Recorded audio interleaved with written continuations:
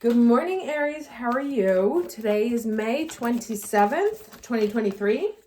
I'm here to do your reading for the week. I don't know about you guys. I had an incredible week with a meeting on Thursday that could potentially be life-changing. So very exciting.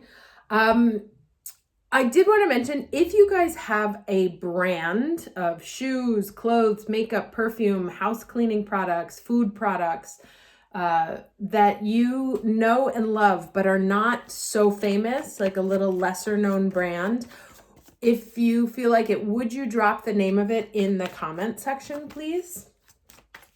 Let's go ahead and jump right into the reading. So let's get the overall energy for Aries watching this video the week of May 27th, 2023.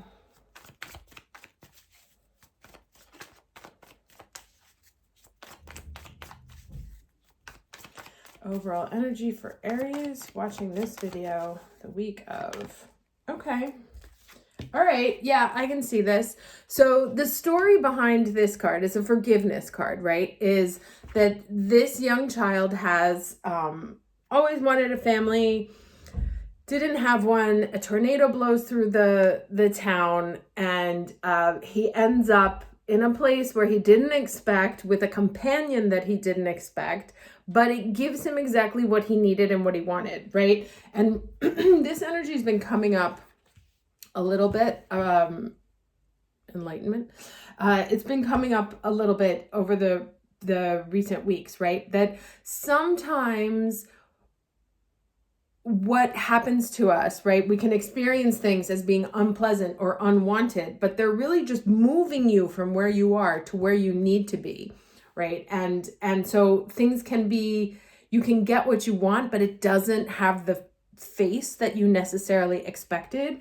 And so to leave yourself open, leave your definitions open of what it is that you're looking for, and to not be so fixed on it has to happen this way, or it has to happen with this person, or it has to happen in this order, right? That you're clear on what your intention is. Like this child wanted a family, ends up in a non-traditional setting, but he gets what he wants. He gets the family, just not how he expected, and with a process that wasn't very obvious, right? So to leave yourself open to life shuffling the cards a little bit, literally, to put you where you need to be to get what you want and what you need, just not necessarily how you expected it to happen, right? Now let's get the challenge energy for the week, please. Oh, deal. Okay, yeah. So we have transformation and trust here, right? This is a death card. This is the Page of Cups, or the Knight of Cups, sorry. Like I said, the transformation is happening. Things are changing. See, it goes from the blue to the pink here. And there's a sort of a trust fall situation that you may be dealing with, where you have to trust that at the end of the day, you're going to land where you wanted to, but the process may feel uncomfortable, like lots of little lightnings going on and stuff like that. And it may move you, this person could be moving with the winds in a different direction than the one you had intended to set out, but to leave yourself open and flexible to be moved with the energy that's being sent down, so that it can bring you what you asked for, just maybe not in the same way that you thought it would happen, right? Like, I remember when I was younger, I had put out an intention of like the kind of marriage situation that I wanted, and I never expected that it would be with an Italian, right? So like I ended up having to move to Italy to get married, which is of course then where the rest of my destiny unfolded. And once it happened, I was like, oh, okay, I see, like, yes, I needed to be here. This is where my life was meant to unfold. But I would never have said that that's what I wanted to have happen. So, it's kind of like just trusting in the waves that life is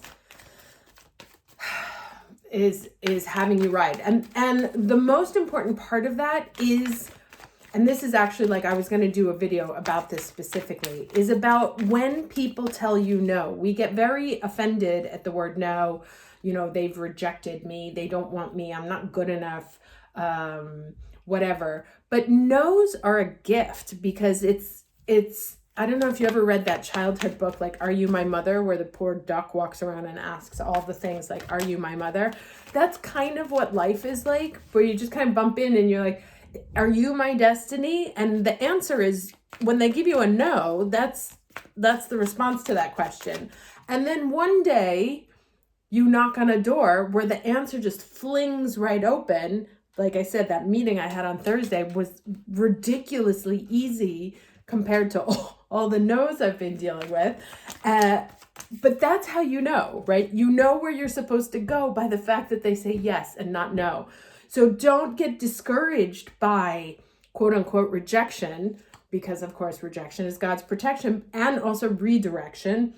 It's helping you, a no helps you get closer to where you are supposed to be. So be thankful all those times that people told you no and said, this isn't your place. This isn't the family. You have to, it's somewhere else. Keep looking. Say thank you, because they're moving you. They're giving you the information that you need to move to the direction of where your destiny is. So all those people that said no to you or pushed you somewhere else did you a solid at the end of the day. Okay, so the lesson is Kuan Yin. Care and compassion, choose to be loved, do what is right for everyone involved, offer a helping hand.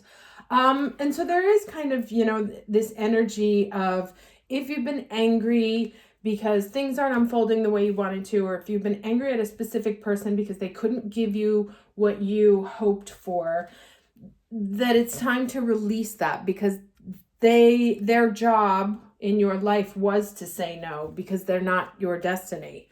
And so not to harbor that energy, because it can be emotionally cancerous, but to let it go and be thankful, knowing that their no or their rejection allowed you to continue on a path towards what is actually for you. Now let's get 3 cards here for the week, please. 3 cards. All right, what do we have? So, okay, so we have the, Page of Cups here, which came out again. Did I say page or knights? I think that one's a knight, this is a page. So Page of Cups here. Some sort of emotional communication, maybe an apology, maybe somebody who had rejected you in the past that you got like hella mad about, coming back to say sorry, and you're still mad about it. But again, release it, because they weren't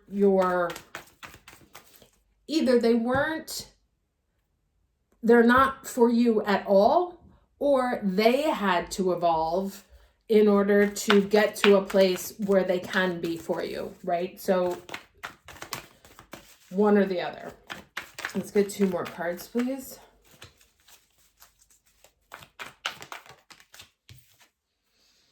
Oh my God. Transformation.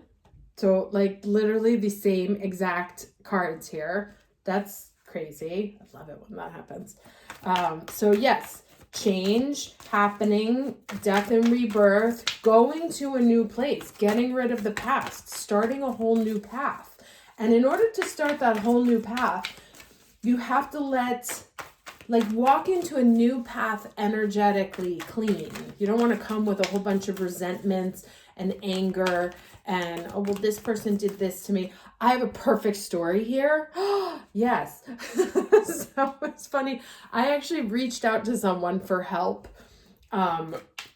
with my career, let's say. And the person was incredibly rude and incredibly unhelpful, right? And I was like shocked, because I haven't really been treated that way in 20 years of career. And then we have the Sun card here. 2 major arcanas, right?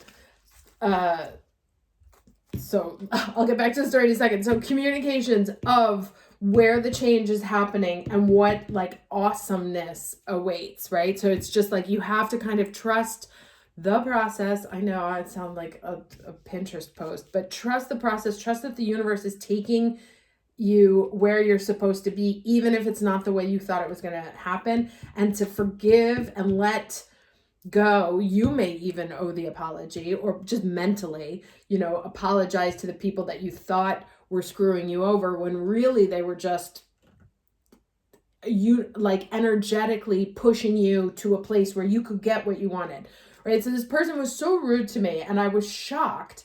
And so it's kind of like a revenge thing. I was like, you know what? I'm gonna get into that company despite them. Like at first I was despite and to spite. At first I was like, all right, never mind. I shouldn't contact them. And then I was like, you know what? I'm so mad at this person and how they treated me that like, I'll show you. And I actually ended up fabulously, right? Because I didn't give it up. I pursued through someone else. But if it hadn't been for that person not being nice, I would have let it go, So they actually played an instrumental role with their rudeness. Like they were intentionally rude to get me to do something else. And that's how the universe has to work sometimes. All right, so I haven't used this deck in quite a while. And that's so funny that Kuan Yin came out because I'm using the I Ching. So let's get some advice, please, for the Aries watching this video.